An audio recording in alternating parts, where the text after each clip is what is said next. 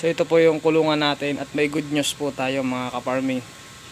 Dito sa baba, ngayong hapon, yan, ang oras po natin ay 2:23 po ng hapon. At ito po yung ating kulungan. So dito po sa baba ay inani na po. Ayan.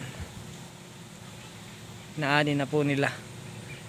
So malawak na po yung pagpapastulan natin mga ka-farming. Ayan po yung inaani nila o yung palay na yan. So pagbaba mo lang dito sa aking kulungan. Ayan po ang pintuan ng aking kulungan. Bababa ka lang dyan. At pagdating dyan, ayan na ho. Dito ka na po papastol. So mamayang hapon ilalabas natin si Tagpi. Pagka hindi na po mainit ang panahon, ilalabas na po natin si Tagpi. Ayan po. Para ipastol natin. Day 2, Day 3, Day 4. So yun, what's up sa inyo mga ka-farming, panibagong araw at panibagong vlog for today's vlog. Nagulat lang ako dahil hinahanap ko si Tagpi. Magsasakati sana ako ngayong tanghali, alas 3, mag-alas 3 ng pagkain niya. Habang hinihintay na maghapon kasi papastol ko sila dito kasi nga ginapas na kanina. Ang problema, hinahanap ko si Tagpi, wala si Tagpi rito. Ang nandito lang yung dalawang anak niya. So nakita ko siya dito sa may ilog na bumababa at paakyat. So imbis na kukunin ko, hindi ko na lang siya kinuha kasi wala naman mapiperwisyo mga ka-farming. Kaya hindi ko na rin siya kinuha. At nagagapas na rin po yan, nandiyan dyan. Nagapas na rin po. So mga ka-farming, papakita ko sa inyo mga ka-farming. Kuya Don TV.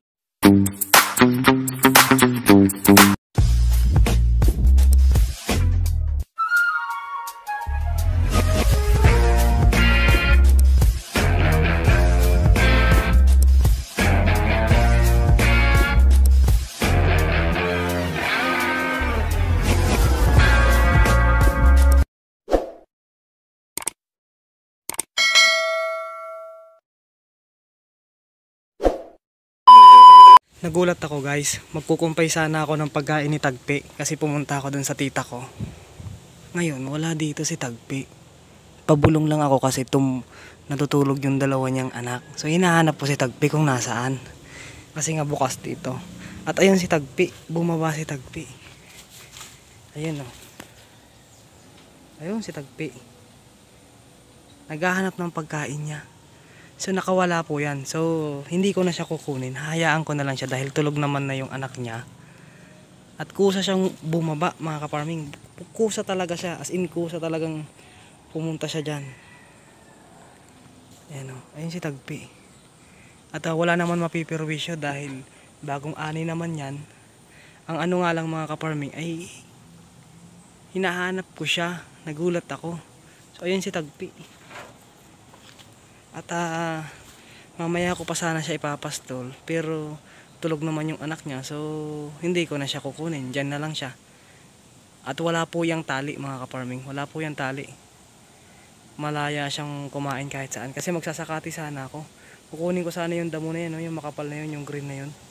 Yung green na yun doon, yung sana kukunin ko yun, yan. Kukunin ko sana yan para ipakain sa kanya, pati yun kukunin ko sana yun. Kaya lang inunahan na ako ni Tagpi.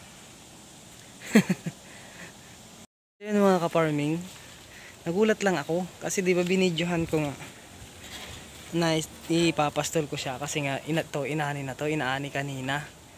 So pumunta ako dun sa abagatan para tanungin yung tita ko kung may kumpay siya. Ayan. Akala ko nawala yung kambing natin na inahin. Hindi ko na rin lalakasan yung boses ko mga ka-farming kasi nga baka magising yung dalawang bisero natin. So mauudlot na naman yung kain ni Tagpi. Ayun si Tagpi kumakain dyan sa baba. So mauudlot na naman. Kaya hinayaan ko na lang. At okay naman yan kasi wala naman mapipirwisyo. Wala namang mga palay na mapipirwisyo. Gising na yung isa. Ayan. Kabababa lang ng nanay niya, gising na kagad yung isa. So hindi na lang ako mag-iingay mga ka-farming para hindi maudlot. Hayaan ko na lang si Tagpi na kumain muna doon mga ka-farming. Hayaan ko na lang muna dito si Tagpi nang mabusog. Ang oras natin mga ka-farming ay mag-alas 3 pa lang ho. Alas 3 pa lang. At ayan si Tagpi oh. Papakita ko sa inyo. Ayan oh. Gutom kasi talaga siya. So pabor naman sa akin na lumabas na siya. Pabor naman sa akin yun. Okay lang din naman sa akin. Ayan oh. Tinanapan natin ng magandang setup.